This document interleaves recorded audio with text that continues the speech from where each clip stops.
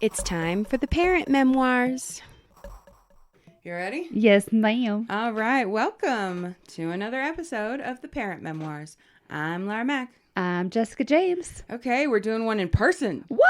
I know, it's been so long. It's been forever since we've done one in person. Because we had TJ's 8th birthday party last night. If you hear kiddos in the background, they're wrapping up the party. Yes. We had a little slumber party, which was fun. We were going to let the kids sleep out on the new trampoline, like under the stars. And then right before bedtime, it started raining. And it was like, oh. And Bradlyn and TJ have been, they've been talking about, like, sleeping over on that trampoline for weeks. Like, That's they crazy. were so excited to finally do it. Yeah. And, yeah. Well, maybe next weekend Maybe or next something. weekend. I'm sure they'll figure it out. Tomorrow, school starts for TJ and Bradlyn. See, I keep forgetting because mine are already started. So Right. I keep... For District 8 always starts. Yeah. Way earlier. Do they get out later in the year? So, like, my kiddos get out the last week of May. Yeah, so does TJ. Oh, okay. Well, fine then. But no, the kids had a grand old time. Yes. They had their moments, of course. It happens. Yep, it does. It always does when you get that many kids together. Yeah. Olivia she was just being like a little bit of a diva. Oh, yep. Like, That's my girl. it was like an hour before bed and they all wanted a soda or Sprite. And I was like, no. But then I realized at the party, my mother-in-law opened all these Sprites. Like literally open the can? Yeah. Oh. She just went through and like opened them all up. And I was like, all the kids already have a Sprite, Robbie. And she was like, oh well. So we had all these Sprites that nobody drank out of that were sitting on the counter. So I was like, look, if you want to have a sip of that. And she was like, I don't drink after other people. Yeah. It's already open. I was like, okay, well, I'm not opening another one for you. So you can have Sunny D. Right? Yeah. Yeah. Yeah. Okay. So Yeah. She's gotten very diva-esque. a little bit. Especially when it comes to like drinking after people or something, which I still find hilarious because she does other things that are even worse, like germ-wise. Like, she is notorious for, like, when she's sitting in front of the TV and if she's holding the remote, she sticks the remote in her mouth. Oh. And I look at her. That's the grossest thing in the house. I look at her, I'm like, do you understand exactly how many people touch that? Yeah. Your dad, I do, your brother, your sisters, your grandparents. Like, you're and putting that's all their germs in your mouth. right. But you won't take a sip out of something that somebody else in your family has drank out of. Apparently not. Right. So yeah, I think it's quite baffling. It's just funny. Yeah. But yeah, they had a good time. Poor Liam. I don't know what it is. Every time they have spent the night, Liam has wanted to open a toy that is still in a box, right? Every single time. Doesn't matter. And we've said, no. He keeps asking. And of course, finally, we're just like, fine. And every single time, and I don't tell you this to make you feel bad, but every single time, he's broken it within 3 seconds. Oh, God. Like, every time. What did he break? Like, he broke a motorcycle once. He broke, I don't remember the other thing. And there's 2 other things. George knows what they are because George watched him. He was like, how did you do that? I'm so sorry. It's not your fault. I know. It's fine. But this time we were like, no, you're not opening anything. Thank you. We don't know what it is. We don't know if you just have bad luck or what. He just gets a little overexcited, I think, sometimes. Yeah.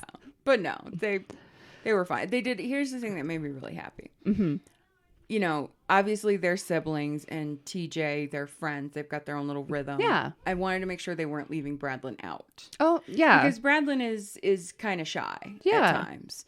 So I wanted to make sure that he wasn't left out. And they did a really good job. Like, that's awesome. Including him, and Olivia and him just had a grand old time jumping on the trampoline with the 2 of them. Olivia is fantastic about that, you know, and she's always like that when there's like another kiddo along for the ride that maybe doesn't like really know anybody. Yeah. I don't know what it is. And like, you don't have to say anything to her. She just goes and like, come on, let's go do stuff. Absolutely. Yeah. It's so funny that you said, because like, it's exactly the way it worked Yeah. out. Olivia was the one who was just like, come on, Bradlyn, Yeah. Like, let's go. Well, good. I'm glad. Because because those are things that you worry about. Like, even like when we have big family gatherings and all the cousins are together because there's so many differences in ages. Mm-hmm. I always worry that somebody's going to feel left out. But no, she's a trooper about that kind of stuff. Yeah, she did really good. Good. So, and when we asked them all to clean up this morning, Good. cleaned everything up.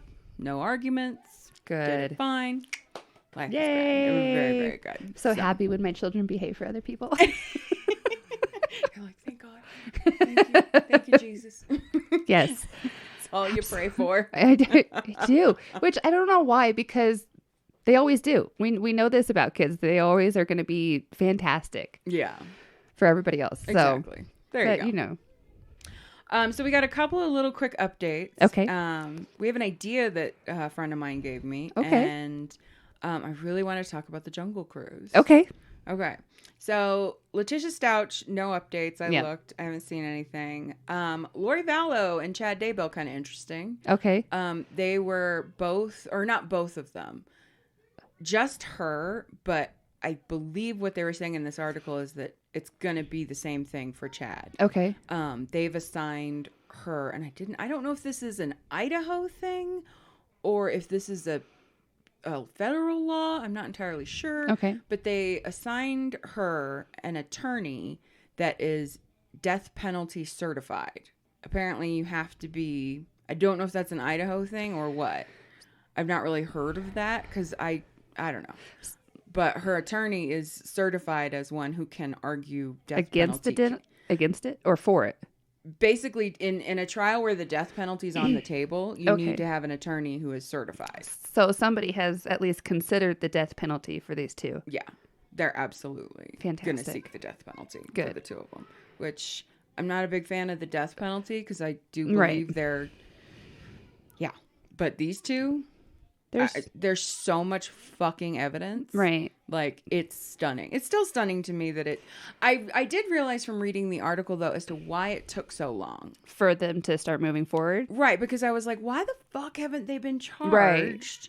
with murder? Like, Right. it took forever. And in this article, I think this is the reason, but finally they were like, look, you have to understand, this is a multi-state crime. Yeah. You're going through multiple jurisdictions. You've got to get warrants for other states. They've got to be vetted by the Yeah. other states, all this stuff. Because from Arizona to Idaho to Hawaii, I mean, to Utah, these Right. two have been all over the fucking place. Yeah. Like, so I think that's why it took so long, because they had to work with so many different law enforcement agencies, so many different states. Like, it was just a mess. Makes sense.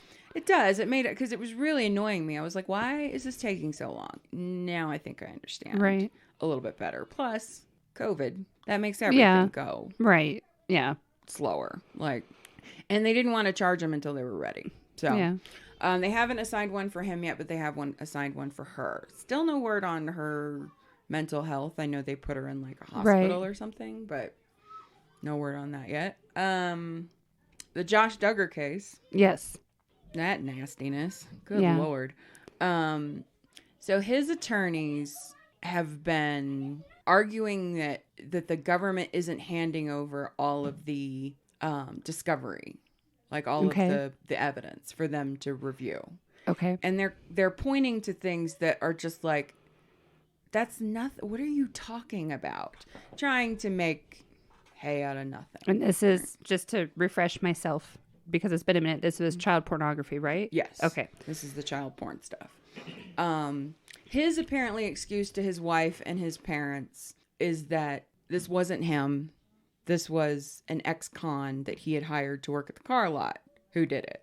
Which, just all you have to do is scratch the surface of the story for 30 seconds to know that's just a lie. Right. That's a big old lie. Yeah. But that's his excuse. And the defense wanted to push the trial back till next year, but the judge said, no, you have until November.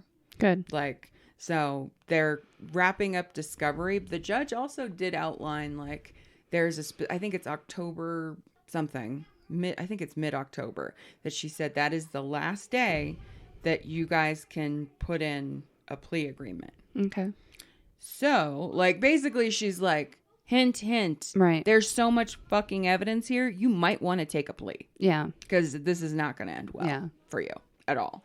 So, God, I hope he fries. Yeah. I really do. He's disgusting. And his family's disgusting. Right. Really dislike them. Yeah. But anyway, so those are the updates. I'm trying to think if there was any other ones. Oh, the Britney update. Well, and the Britney update. So, because the episode that we did talking about the whole Britney situation got scrapped because the audio was terrible. So we'll do honestly, I don't really see a need to do a deep dive on Britney, only because so many people have. Yeah. If you guys want a really good deep dive for Britney Spears, check out, there's a podcast called Page 7. Mm-hmm. They did like a 3 episode thing on Britney and her career to really understand how she ended up here. Yeah. Right. And basically, what it seems to me is her parents recognized very early that she was extremely talented. Mm-hmm. And instead of working themselves, they put all the pressure for earning money on this her little girl. Yeah. And they were like, we're going to starve if you don't go out there and perform. Like, they put all that on her. Right. And it's just horrifying. And her father, allegedly, was extremely abusive, like, blah, blah, blah. Okay, fine. And then you put her abusive father as her conservator? That's just fucked up. And, like, he's paying himself a $16,000 a month, like, salary to care for her. Yeah. Like, it's bullshit. That thing is bullshit. Also check out Emily D. Baker. She really breaks down the Britney stuff. Like, she's a lawyer. She really breaks it down very, like, here's what this means, here's what that means, blah, blah, blah. She's been following this quite a bit. But Dad Spears finally decided to step down. Good. Kinda. Oh, okay. Kinda. If you actually read it, what he's saying is, I'll step down once this 12th accounting is taken care of. So every year with a conservatorship, everything has to be submitted to the court to see what was paid for and to approve everything. Okay. Right? Sure. And it's been going on for years, right?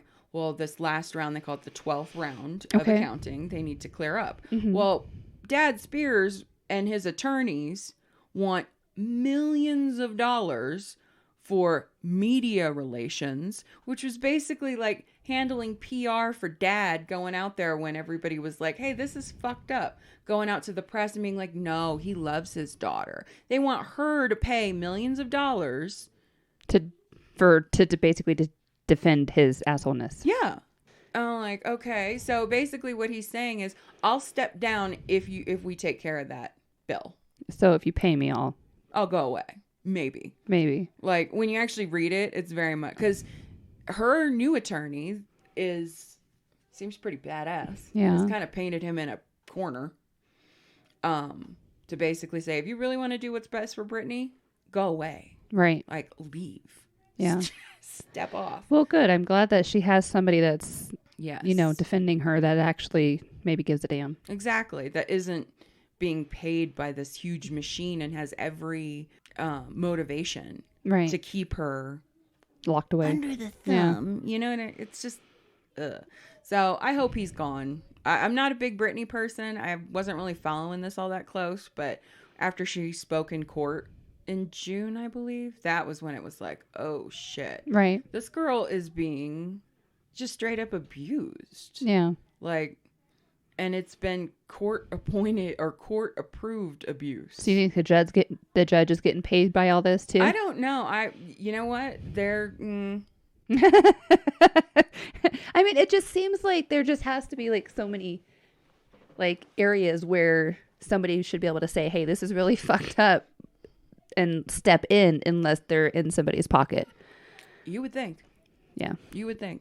But anyway. Yeah. So, yay, Britney. Getting closer. Yes. But I really wanted to talk about the Jungle Cruise. I saw it. I'm a huge fan. Yeah. I loved it. Yeah. I really did.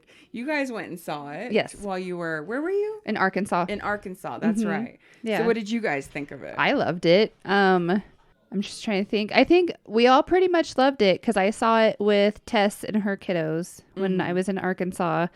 And surprisingly, Liam, there were some points that it was a little too much for him and it was a little scary for him. Yeah. And then Amelia, my little miss, I'm going to watch Freddy Krueger, tried to be like, this is scary. And I'm like, No, it's not. go sit the fuck down. Like at one point she came up to me and she's like, will you come with me to go play outside? And I was like, No. we're watching a movie. Go sit We're in down. a theater, you weirdo. I'm not going to go play outside after I paid to come see a movie, but it's scary. Oh, shut up, miss. I'm going to watch Poltergeist and Freddy Krueger. And then now, if you talk to her about it and you mention something about her being scared, she gets totally defensive. I wasn't scared. I wasn't scared. I was just bored.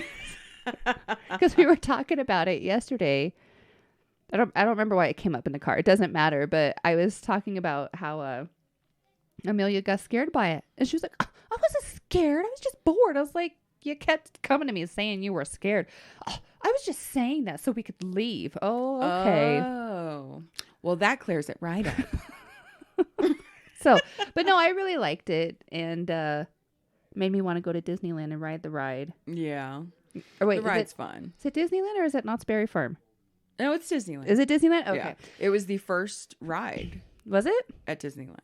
And when they did the original skipper of the ride, and nobody who took the inaugural trip, nobody on the trip or on the boat knew it, but the original skipper was Walt Disney. Oh, really? Yeah. And that's really cool. I've learned so much about it. 'Cause, Yeah. I watched some of the interviews with The Rock and stuff like that, and I was just like, oh, this is so cool. I didn't know that. Right. It's awesome. That is really awesome. But there were a couple here's the thing. I love The Mummy, and it was very mummy. Yeah. And it was Romancing the Stone. Yeah. It was Pirates of the Caribbean. It was a little kind of Back to the Future-ish. It had so many elements of so many of those kind of awesome movies that you just don't really see anymore. Right. You don't really have those super fun. Yeah. Pirates of the Caribbean, but I honestly can't. But even that's been a minute. Right. Yeah, that's been a while. Poor Johnny Depp, but Yeah. that's a whole nother. Fuck Johnny Depp. I have no tolerance. Oh, okay. No, sorry. No, it's okay. No. Everybody is entitled to their opinion. Everybody is. You follow things a lot more closely than I do. So if you're like, no, then obviously there's something I'm unaware of.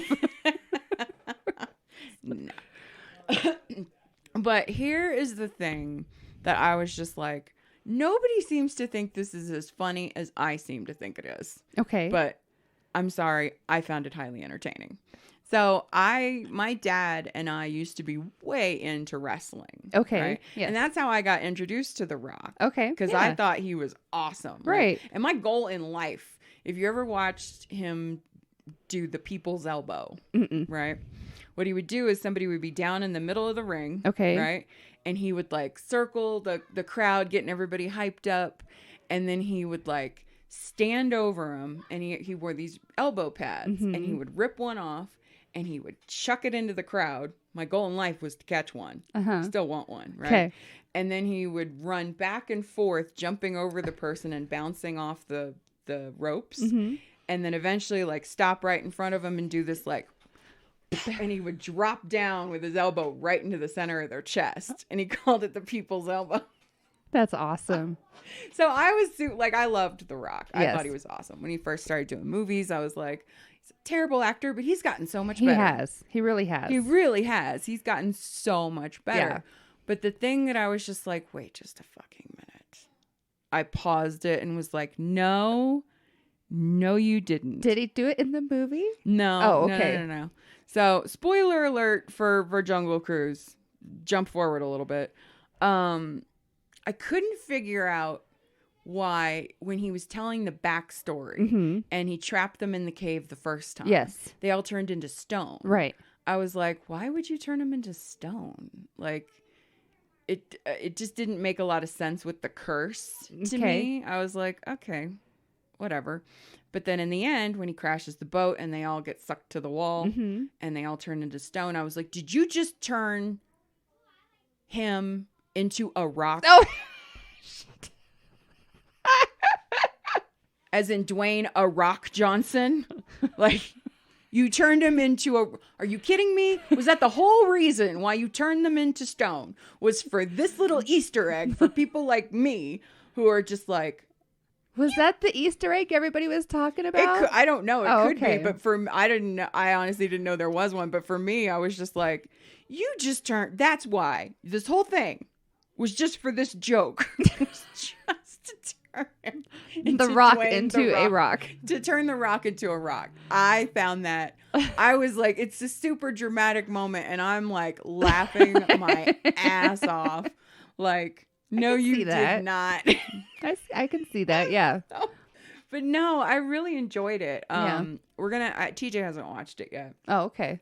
But it did make me wonder, like with kids movies, for me, the most terrifying children's movie to this day, I don't think I've watched it. I haven't watched it in forever because it still just creeps me out, is Pinocchio. Oh, yeah. No, I think we've touched on that before. Yeah. Not a fan. Just turning into a donkey just freaked me out. Yeah. To no end. Like, were there any movies, like kids movies, that scared you as a kid?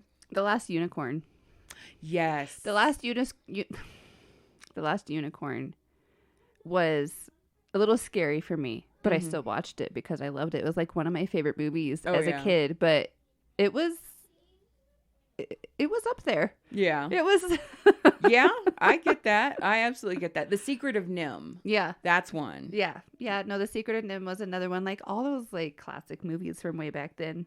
The Secret of Nim was actually one of the very first DVDs I bought when I moved out on my own. Oh, yeah? Yeah. See, we had it. Mom recorded it off of the Disney Channel on a VCR tape. Yeah. So we owned it. I have a feeling she probably still does own it. But like Ginger loved it. And I was just like, this is creepy. I don't really like this. And another one that was creepy, but I loved was The Velveteen Rabbit. Yep. Yep. Yep. That one. Very much so. Yeah. It's not that it scared me, but and don't get me wrong, it's a good movie. I just don't like it. Yeah. The Lion King. Yeah. Can't handle the Mufasa of it all. Yeah. Can't deal with it. But honestly, it doesn't really speak to the movie. It's more, we were living in Ohio at the time when that came out, and I was the oldest grandchild. Okay. So every weekend for the entire summer, I feel like, maybe it was winter, I don't know, they would give me money and I would walk the kids to the movie theater and we would see fucking Lion King again and again. By the time it was over, like my Hakuna was mataded out. I had enough. I was like, I hate this movie. I don't want to see it again. That can have a pretty big damper on things. Yeah. Having to watch it over and over and over again. Like Ginger was obsessed with Drop Dead Fred. Yeah. Oh my God. I can't with Drop Dead Fred. It's just too much. Yeah. Where it was just like, make it stop. Yeah. That was The Little Mermaid in Beauty and the Beast for Mike. Having 5 sisters. Oh God. Oh, poor Mike. Yeah. So. Oh God. Like, if my kids watch either of those, they only watch it when he's not home. Yeah. Because he's just like, no. Like, not the music, nothing. Just. It's kind of like me and 7-Up. I can't drink 7-Up. Yeah.